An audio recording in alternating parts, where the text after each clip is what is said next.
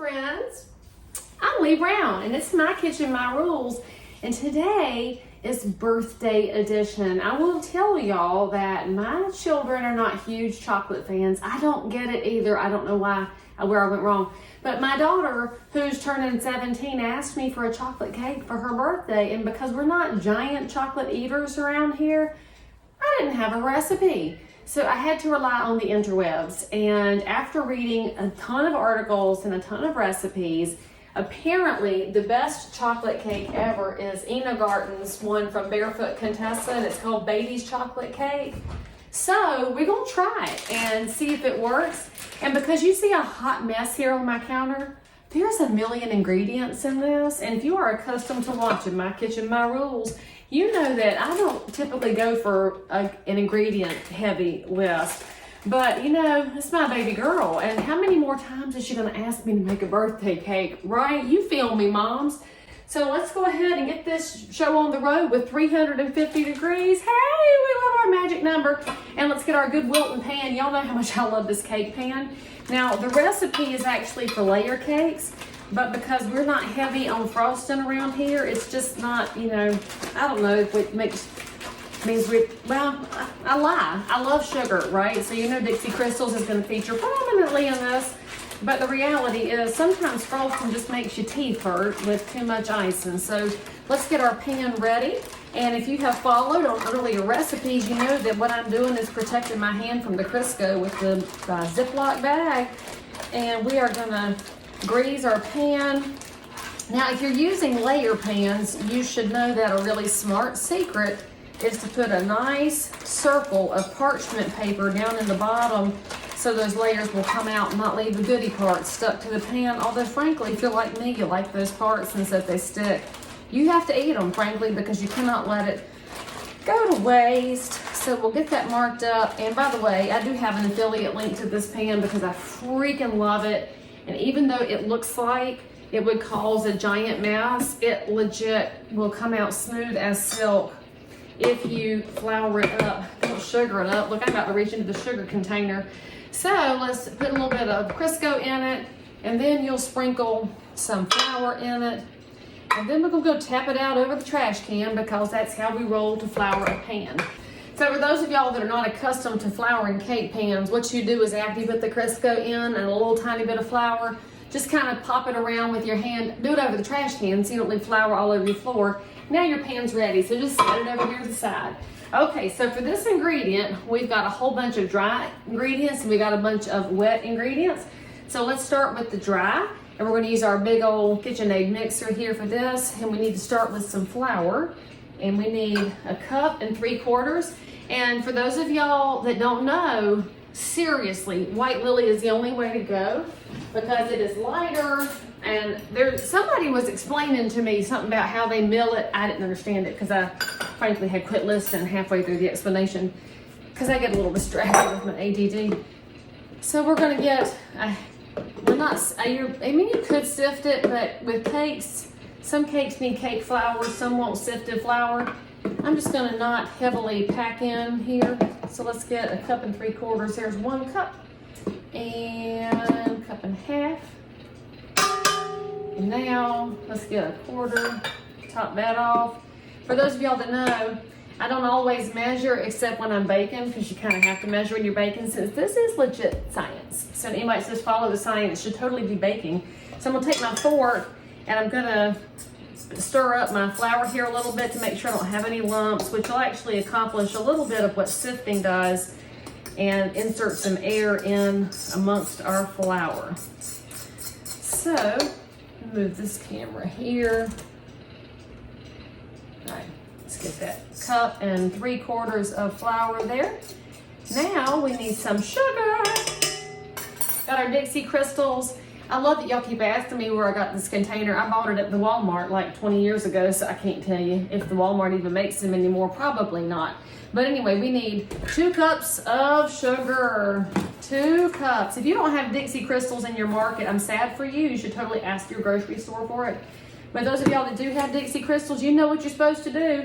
Now is when you hit subscribe and you hit like and you put down in the comments, hey girl, hey, I need some Dixie Crystals, and put your address, and we'll send you a coupon. But if you don't want to put your address out there for the world to see, we're not trying to dox you. We are legit just trying to send you a coupon. You can send it through DMs and we'll hook you up there. All right, what else do we need? We need some cocoa powder. I have Trader Joe's because I was in there the other day, and we need 3/4 of a cup of this. And you could use Hershey's. I will say that Ina Garten's recipe said to use the good stuff. And I reckon this was good because it was available, but I don't know. I mean, I get mad at Trader Joe's sometimes, but then sometimes I just enjoy going to look at what they have in there. And frankly, since my daughter has a November birthday, they had all their Christmas goodies. And so I don't know that I can stay mad at any store that has good Christmas goodies. Y'all feel me on that? I mean, legit. So there's 1/4 and 1/4. And I might be overheating these because it's cocoa. And I better not overheat too much because baking is science. And okay, I am totally not helping my camera work here today. All right, there is our cocoa. Now, Ina Garten says, what do we have to add next? We got to add some baking soda and baking powder. 2 of soda and 1 of powder. And by the way, thank you, Lake Havasu Realtors, for my new little pampered chef thing here. Y'all are so sweet. 2 of soda and 1 of powder. So I got my new measuring thing. Here's got a little slidey thing on it, which is kind of cool. It don't fit in my can right, but that's all right. I forgive y'all because I love you so much. All right, so there's 1 of that. And if y'all hear the cat hollering in the background, it's because, oh, that fell off. I don't know about this gadget now. Lord. All right. I might have to fix that later. Okay, then. Well, I still appreciate it. I still appreciate the gadget, but we're going to have to switch to the regular spoon. Yeah. Let's see. We need, well, 3/4 of a tablespoon will get me close enough for jazz. All right, so 1 and 2 makes 1 1/2. And then a wee tiny bit more will make it 2. Shazam. Look, y'all like my math skills? See how you can tell I'm a realtor? Because realtors and math are totally things that match. You need some kosher salt. How much we need? Ina Garten? A teaspoon. All right. Now this I can merge in my hand because I'm good like that. All right, so boom, there's our kosher salt. Because that's going to totally balance out that sugar. And then what do? We're going to mix it until combined. Oh, that's easy. This I probably could have mixed it with my fork, to be honest with you. Please, Jesus, don't let this go all over my kitchen. Because, you know, I don't like things all over my kitchen. In fact, I can't even bear to have that on while it's dry. It's gonna drive me nuts. And so let me just get my fork and touch that up a little bit and come around the edges here. Because really, I don't usually use the mixer until the wet parts, but I know Ina Garten's famous and stuff, and so I am not. I am iPhone girl on the YouTube. But I guess I should trust her, right?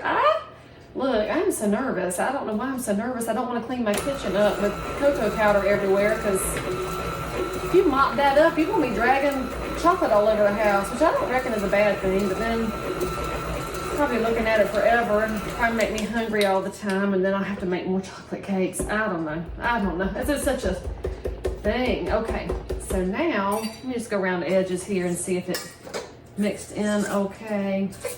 All right, now you need a second bowl apparently for your wet ingredients. Let me go ahead and make a well here in the middle. If you ever read instructions that say make a well, basically what you're doing, let me show you on this camera. If we're gonna make a well, you are hollowing out the middle here, so like a little divot, like you on the golf course, you know, with a divot. And that's where you're gonna put your wet ingredients. Okay, put the camera back. Okay. Now, let's see. In our bowl, I don't need my Crisco anymore. Let me move that out the way. Okay. Now, in our bowl for wet ingredients, now we need 2 eggs. And I have 2. Although one's a duck egg and one's a chicken egg. So I don't know. Look, she doesn't usually eat chocolate cake. So don't y'all tell her this video's on the internet. She probably think it's fine. And some of y'all are thinking, Lee Brown, what is going on in here today? Exactly. That's my kitchen, my rules. Dagnabbit, dropped a piece of shell, but I got it, grabbed it right quick.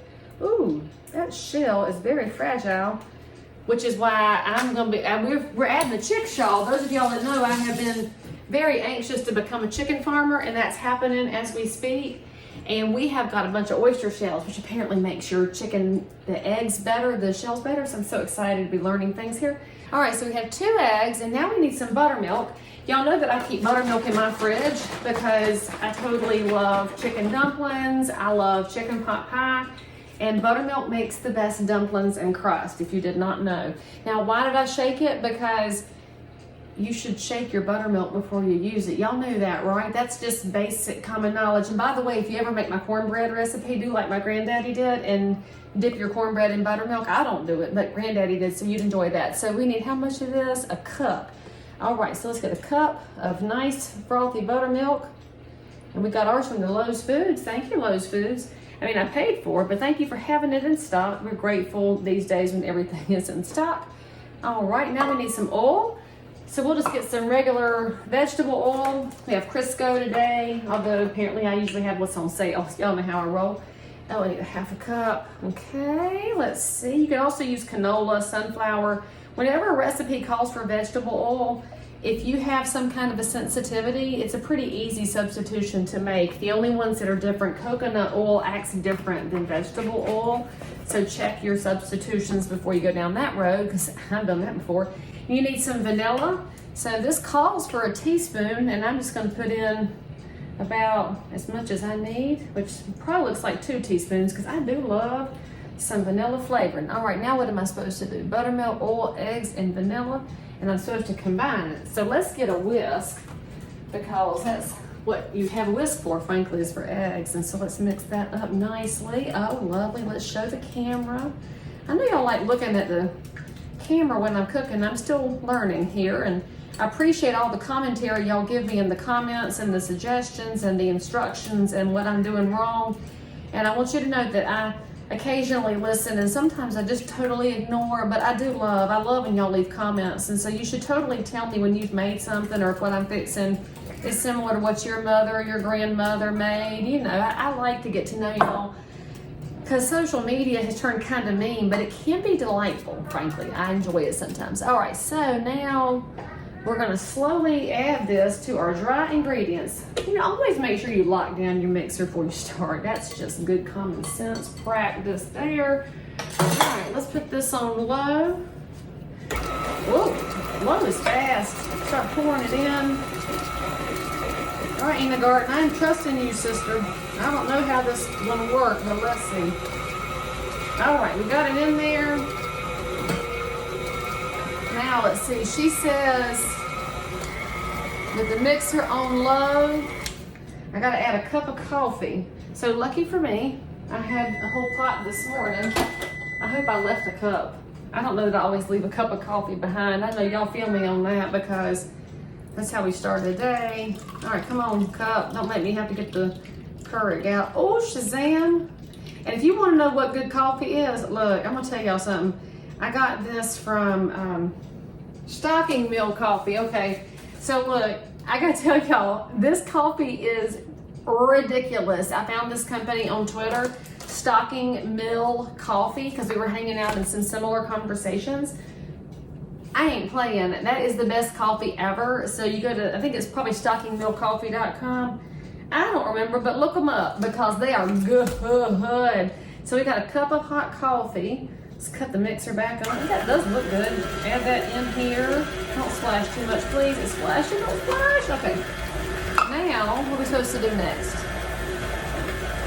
Okay, stir just to combine. All right, now, oh, I put little bits of coffee and chocolate around my countertop. I am probably gonna cut the camera off before I lick the countertop, because frankly, I might just lick a countertop that has got coffee and chocolate on it. And if you would also lick a countertop that has coffee and chocolate, you can say amen. All right, so let's unlock this. That seems a little bit goopy, but Ina Garten, I'm gonna have to trust you, because you are a highly paid professional and I am a mom. But for the record, if this is not good, I'm gonna come to your website and make a sad face. That's about as ugly as I have the inclination to be these days, is a sad emoji, or maybe the mad emoji. Sometimes I use the mad emoji. So let's just grab the bottom of the pan here and make sure that all of the dry goods got up. This looks really liquidy, but I'm gonna have trust. You know, I have faith that Jesus is coming, so I can have faith that Ina Garten's chocolate cake recipe will work too. Okay, Now pour this into the pan. All right, let's pour it into the pan. Oh, move some of this back out the way. Our nicely prepared pan here. It's too bad my children are at school. They would love to lick that meter, don't you know? I might have to lick it myself. All right, you know what? It'd be poor cooking if I didn't test the batter, so let's see. Well, it tastes good from here. The batter's good. We will see what happens with the cake. All right, let's pour that right in. Oh, that is so pretty on in the mold. Oh man, I love this pan, legit. I'm so glad. Wilton, you make some cool stuff. I give y'all some props for that. Now let's scrape the container. I'm not supposed to eat as much sugar as I like to eat. And for those of y'all that know, I don't like hidden sugar in ingredients, so which is why we read ingredients in this family.